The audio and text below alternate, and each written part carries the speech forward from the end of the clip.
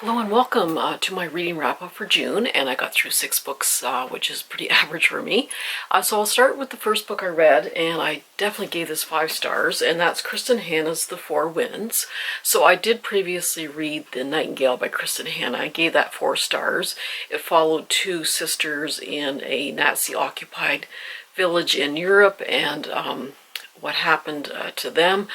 Definitely a 5-star, again, a 5-star with this one. So this initially starts in Texas in 1921, and this woman who is in her mid-20s is considered a spinster. She's not married and doesn't have any marriage prospects, and she does get pregnant by this younger man than herself, and her family completely rejects her once she does become pregnant, and she ends up marrying this young man and going to live with him and his parents on this farm. And then, of course, the Depression happens, and millions are out of work, and the Texas, Oklahoma, Arkansas area, they were not farming properly, so their topsoil was basically stripped away, and that combined with the drought caused devastating effects on the farmland. And then there was dust storms and just the drought. There's just the crops failed, and a lot of these farmers ended up fleeing these areas and going to different states such as California. So her and her children, I won't say what happened to her husband, don't want any spoilers or anything, but her and her children end up fleeing to California, thinking that the farmland there is quite good and there's supposed to be jobs there, and they ended up just going from one difficult situation to another, and how the farm owners, how they treated their workers, the low wages, the poor conditions, etc., etc. And yeah, I cried at the end. I cried. Oh man, it just hit me. Yeah, this is just such a devastating time. Like my grandparents were born in the 1890s. My mother was actually born early in the Depression, and her parents were farmers. That was in Ontario, Canada here, so they didn't have the problems with the drought and the dust storms and that sort of thing. But still, it's just such like people who were born during that time, to go through the First World War, and then they go through a depression, and then they go Second World War. I mean, oh, the things that people went through. And I think reading these type of stories does make me a much more empathetic person. When you see what people had to endure in the past. So yeah, definitely a 5-star for me. And she does have the book, The Great Alone, and I have it somewhere on my shelves. I really do need to read that one also. But yeah, this was such a good book. And this is by Jenny Lawson. This is Broken in the Best Possible Way. So this is a non-fiction book. So Jenny Lawson actually has a lot of mental health issues, one being very severe depression, and she has tried numerous medications and treatments with not a lot of success. She also has ADD. She has also a lot of physical challenges, and so initially this book, the first couple chapters, I'm like, whoa, this is just all over the place. I didn't find it that funny, because there are sections that are very, very humorous. Like, she needs a sense of humor to get through all this. But the first couple chapters just seemed all over the place. But sort of once you get past that, it gets much better. So every other chapter is kind of a humorous antidote, something that's happened to her in her everyday life. Just how her mental illness helped her cope with or what it brought on, some of the situations, and how she coped with it. And there's some very funny anecdotes in here. And then every other chapter is how she dealt with her mental illness, her struggles with the insurance companies in the States. Luckily here in Canada we don't have that issue where you're fighting with insurance companies. She's just bringing out the issue that if you have money, then you will get the treatment. Otherwise you're just fighting and fighting with insurance companies. So she covers that. She covers how her mental illness affects her everyday life, how it affects her family, etc., etc. So yeah, it was some parts I really, really liked, and other parts, you know, I kind of could have skipped over. I did like the chapters where she was dealing with her mental health issue and the way she was able to cope. She did try that transcranial magnetic stimulation, which is an experimental therapy for depression, and how she handled that. And it gets very emotional at times. This has just really devastated her life at times. She does have a good sense of humor about it, but that doesn't make it lessen what she's gone through. So yeah, it's kind of hard to sort of rate this book star-wise. Some parts are like 5 stars, other parts are like 3.5 for me, but it is a very good book focusing on how mental health is treated and how there needs to be more study and that sort of thing to deal with it. So yeah, in that way it was a very, very good book. And then this is The Night Circus by Erin Morgenstern. And I got this for $4.99 at Giant Tiger, which is a chain store here. So I've heard a lot of different reviews about this book. It's gotten very good ratings. I think it might be a little bit overhyped, but that's me.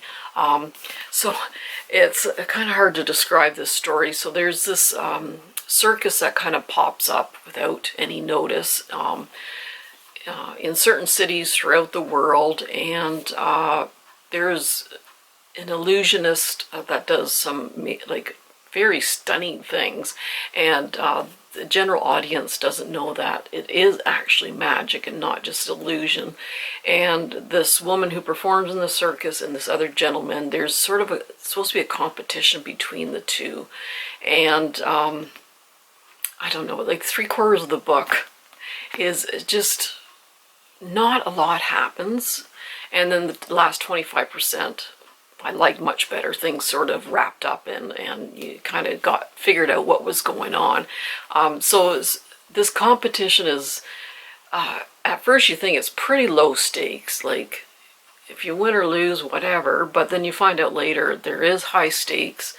But yeah, it's just, it's like beautifully written. There's very good prose, it's very lyrical.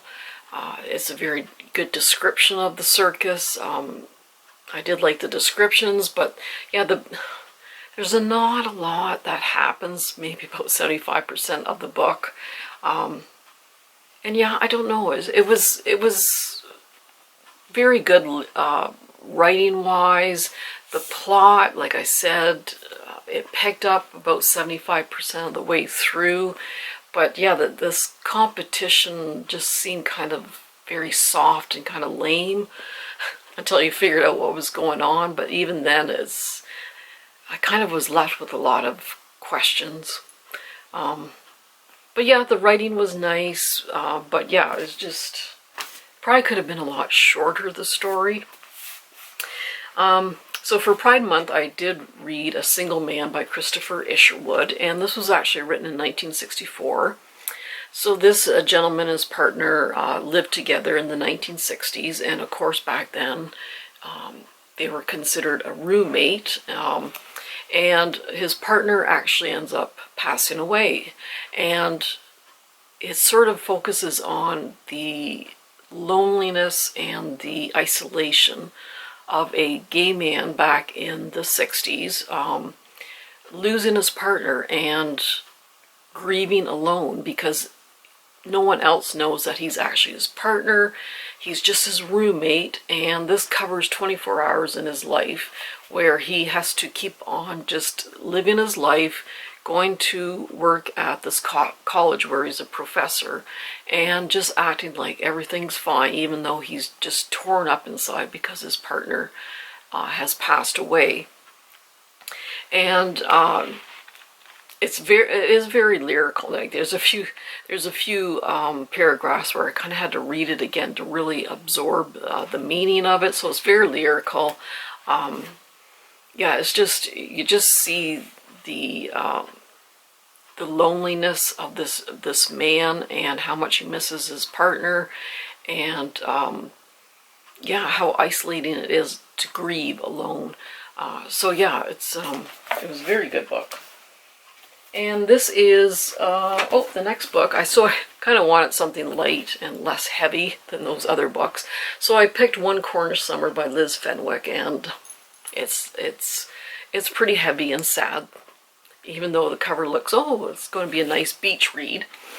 So this woman, I think it's pronounced Hebe, she is given a diagnosis in her early 50s of early onset Alzheimer's, and so she has to quit her job. She does have a partner who's like 25 years younger. She met him when she was 45, and he was a 18 or 19-year-old student. But they were together for 10 years. But I just kind of wonder, like, if it was the other way around. There's a 45-year-old male professor and an 18, 19-year-old student. You know, it just seems to be more acceptable, I guess, when the woman's older one. But she ends up realizing that she doesn't want to put him through her going through all of this, and so she kind of leaves him, and so she ends up moving to Cornwall, and she buys this mansion that she wants to fix up because she is a history teacher, and the person who owned this hundreds of years ago, she has done written a book about him, so she kind of wants to fix up his old house and fix it up and finish her book and that sort of thing. And then her niece, who's going through like a sex scandal in London, comes and helps her out, and realizes there's something going on with her aunt. The aunt hasn't told her anyone about what she's going through, and it was interesting following this character who's going through this early dementia diagnosis. My dad had dementia, my grandparents had dementia, so it's very devastating to watch and see their personalities change, and so it's a difficult situation to watch your loved one go through this. There's other parts of the story that I could have done without, like the niece and her story was just a little much, but yeah, it was like, I give it about 3.5. I didn't love it, didn't hate it. There's some things I did like about it, other things I didn't. But yeah, it wasn't too bad. This is Every Now and Then by Leslie Kagan, and this takes place in 1960. These three 11-year-old girls are very close friends, and sort of their adventures this one particular summer. And the one is kind of fascinated by this mental institution that's sort of a bike ride away from her house, and her friends end up talking to these patients just outside the fence of this institution. And then a lot of different things go wrong, and all the secrets that are kind of hidden in this town. And yeah, it was pretty good, actually. I'd probably give it like a 4-star. It starts out kind of slow. It's kind of interesting because I was born in the early 60s and growing up basically outside without internet or anything like that, and just hanging out with your friends and having all these adventures in the summertime. Certainly that was fun to relate to. And this little tree house their father built, they sleep in there pretty well every night during the summer, and so that was fun. And then there's that kind of misadventure that goes on was fairly interesting. So it was a good summer read. I really did enjoy that one. So, and then right now I'm reading, not quite halfway through, The Nature of Witches by Rachel Griffin, and I thought this was a very good book to read at this time.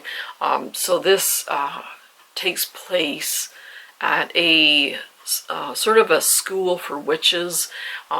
It's sort of an alternate world. So the witches are accepted by society. They help control the weather.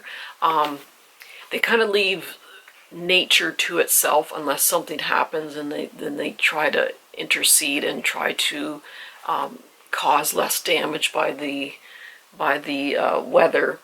So most witches have, if they're born in the summer, they're called summer witches. Autumn witches are autumn witches, and most of their power is during that season that they were born.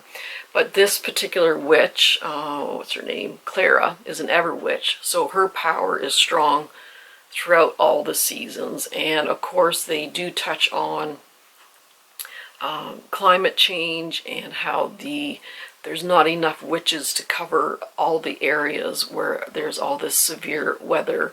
And they're trying to tell shaders, which are like normal people who aren't witches, that something has to be done because they can't handle, there's not enough witches to be able to help control all this chaotic weather and that. So anyway, I actually am really enjoying that so far. So that is my reading wrap up. Yeah, I feel like I'm stumbling over my words. So if you, just let me know below if you still want me to keep doing these book reviews or not. I know they don't get a lot of hits or anything like that, but if you want me to continue, let me know. But otherwise, happy reading, and hope to see you soon. Bye-bye.